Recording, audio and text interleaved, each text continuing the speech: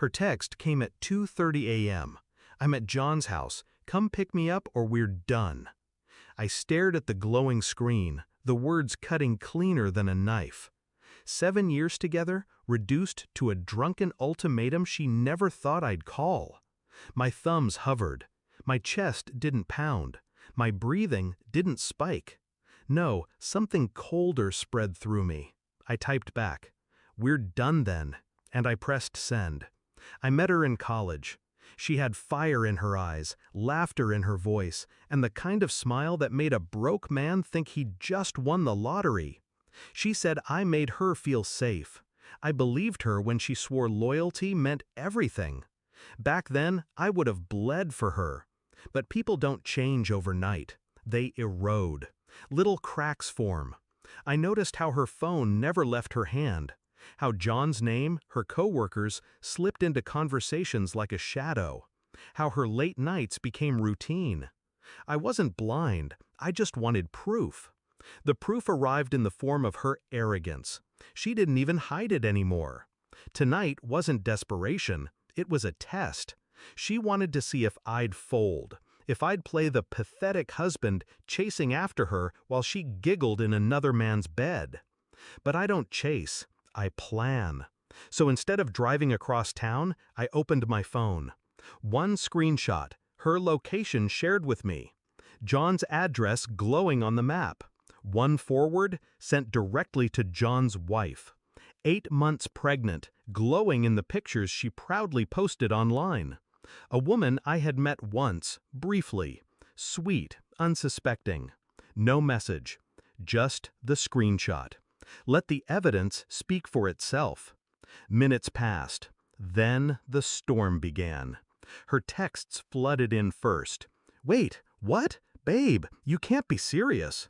Then, "Answer me, please, I'm outside, I need you." Her calls went unanswered. At 3:15, John's wife responded. Not to me, no words, no thanks, just 3 dots, appearing, disappearing, then silence. But I could imagine the scene unfolding, the raised voice, the shattered trust, the kind of confrontation you don't walk away from unscarred. By sunrise, I heard the knock. Desperate, frantic, uneven. I opened the door to find her, my wife. Makeup smeared, hair tangled, eyes wide with fear. Not fear of losing me, fear of being left with nothing. She kicked me out, she whispered, clutching her coat around her. "Please, I don't have anywhere else to go." For a moment, I just looked at her. The same woman who once swore she couldn't live without me. The same woman who laughed at my routines, rolled her eyes at my sacrifices, and thought I'd never see through her games. Now she stood on my porch, stripped of her power. "You made your choice," I said quietly.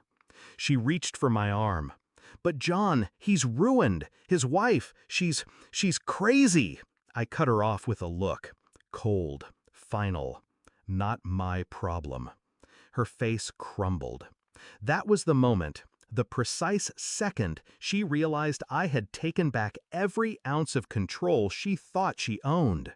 I didn't shout. I didn't slam the door. I simply stepped back inside, letting silence weigh heavier than any insult could. Her sobs followed me, muffled through the wood as she begged. But I felt no sympathy, no rage. Only release. Because betrayal isn't answered with chaos, it's answered with precision. By noon, papers were in motion. Lawyer contacted, account secured, locks changed. She had lost me, lost John, lost the safety net she thought she could manipulate. And John? Word spread fast. His wife wasn't quiet. By evening, his company board knew. Pregnant wives don't keep secrets when humiliation is fresh. His polished reputation collapsed in hours, all from one screenshot. I think about that night sometimes, about how easily I could have taken the other road, stormed into his house, fought, screamed, begged, the path she expected me to take.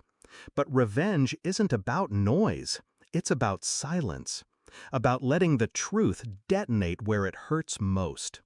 Now, when people ask why I seem lighter, calmer, I just smile. They don't need to know the details. But I'll tell you this, at 2:30 a.m., I lost a wife. By sunrise, I gained my freedom.